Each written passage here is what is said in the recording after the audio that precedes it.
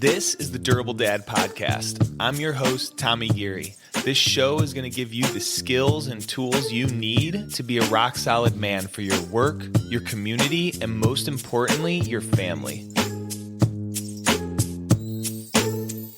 All right, what's up? Episode number 44. I am back. You probably didn't know I was gone, but for the last 8 days, I was kicked in the head with a sinus infection.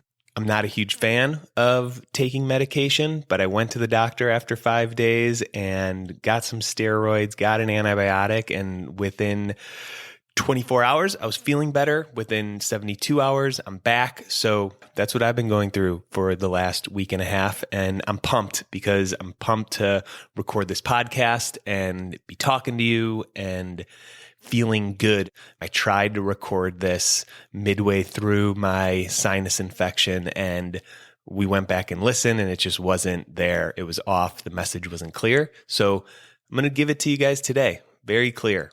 And I want to talk about choosing to do something hard. We're still at the beginning of the year, 2024, a lot of new goals, a lot of resolutions that we're committed to. And we know going after goals is hard. But not going after goals is also hard. And I want you to get after whatever you set out to do, knowing that it's going to be hard and also knowing that if you don't go after your goals and don't go to achieve them, it's going to be hard as well. Mark Manson talks about this. He calls it your shit sandwich.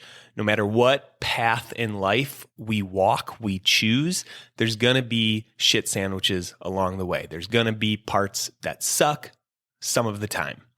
If you're going after a goal to get a promotion or run a marathon or start a side hustle, those kinds of goals, we kind of know that there's going to be hard parts along the way. But there's also a shit sandwich when you don't go after your goal, when you don't go after your dream. It's that feeling when we're not living up to our potential. I heard someone say recently, don't know exactly where I heard it, but they said, whenever we're beating ourselves up, it's because we're making choices that aren't aligned with who we know we can be. We're not living in alignment with the person that we want to become. And whenever we're beating ourselves up, that feels like shit. If you ate a sleeve of Oreo cookies late last night, it felt good in the moment and it was an easy route. But on that easy route, there is still a hard part. There's still a shit sandwich. So there's always going to be some form of downside as we go through life. The first noble truth in Buddhism is life is dukkha. And dukkha translates to suffering. A lot of the times people translate dukkha into suffering. I like the translation of dukkha being discontentment.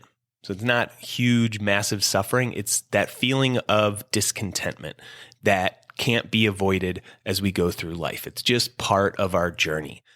We can sit on the sidelines and get delivered our shit sandwich, get delivered the hard things that come our way, or we can choose where we want to work, where we want to grow and evolve, and know that there's going to be a shit sandwich along the way and expect it and be okay with it and move through it. So we've got our 2024 resolutions, goals, and we set these goals because we're currently discontent with something in our life. We don't want to set these goals thinking that we're going to be fully content when we reach them, when we achieve them.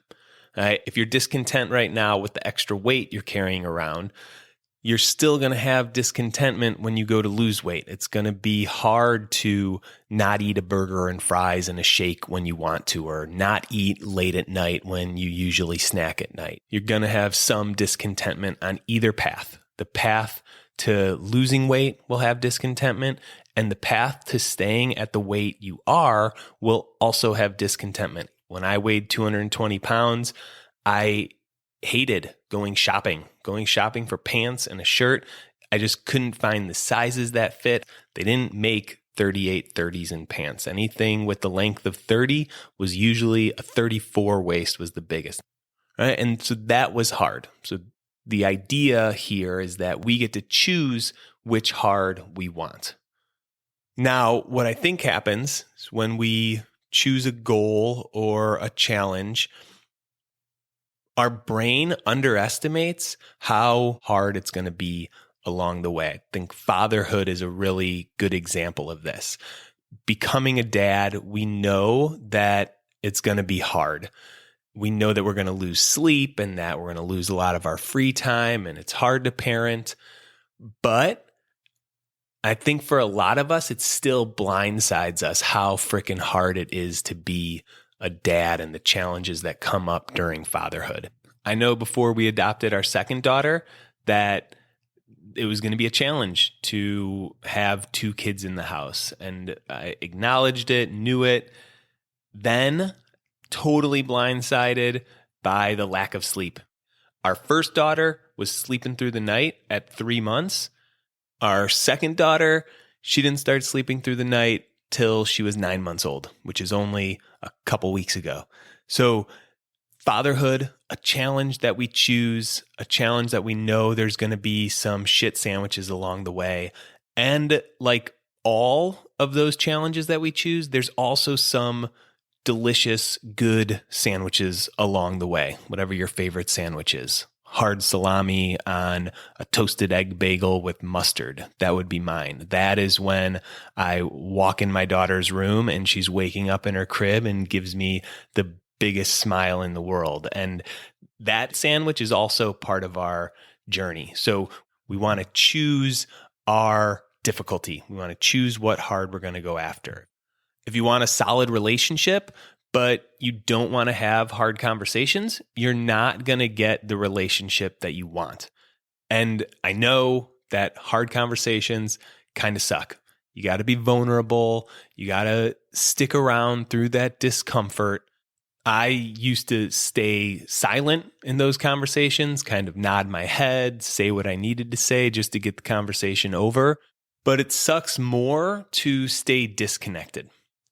To be vulnerable, it's saying what you're thinking, it's communicating how you're feeling. I had a client that's working on this, starting to communicate this way.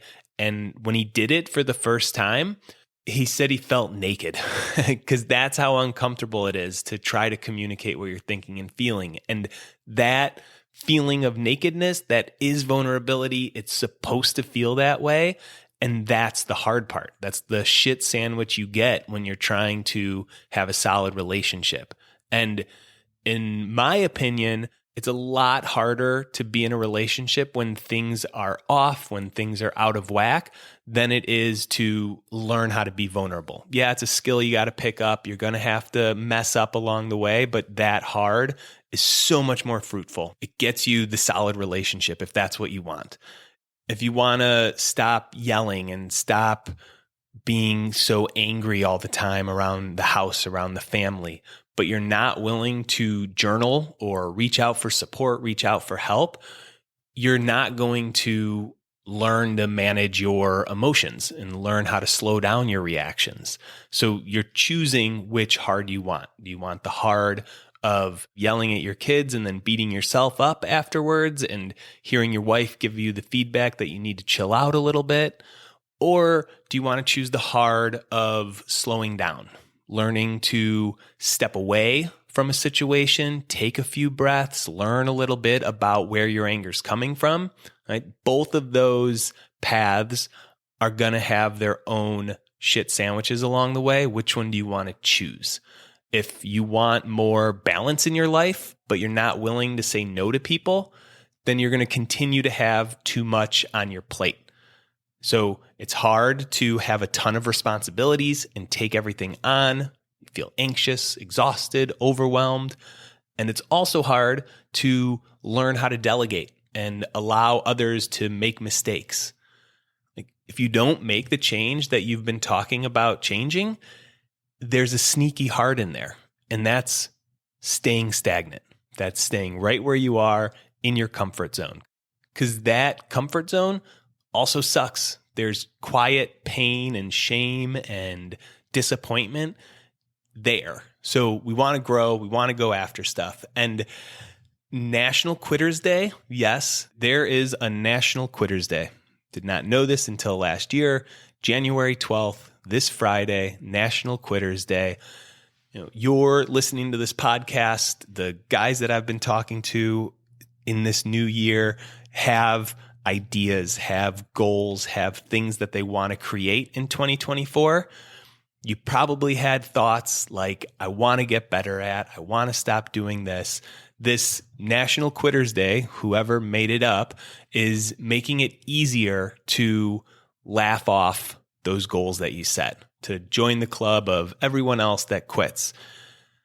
That Quitters Club, also not easy. Right? It's a different kind of shit sandwich. And my guess is that whatever goal you set out to do, you want to do it. So know that there's going to be a hard part and keep getting after it. All right. The hard part of going after a goal does not compare to the hard part of staying the same. You got it. Keep going. Don't stop. Have an awesome week, and I'll catch you next time. All right, before you take off, what is your big challenge for 2026? If you haven't decided yet, check out the next Grand Canyon trip, a 16-mile hike from the top of the canyon down to the Colorado River and back up. This is the kind of challenge that's going to push you into a higher gear. You're going to train, you're going to get in better shape, and you're going to check off a bucket list experience. So if you're wanting something to train for next year, a goal that's going to pull you out of the grind, this is it. We're assembling the team right now. All the details are on the website. Training starts in January. We hike in April. Check it out.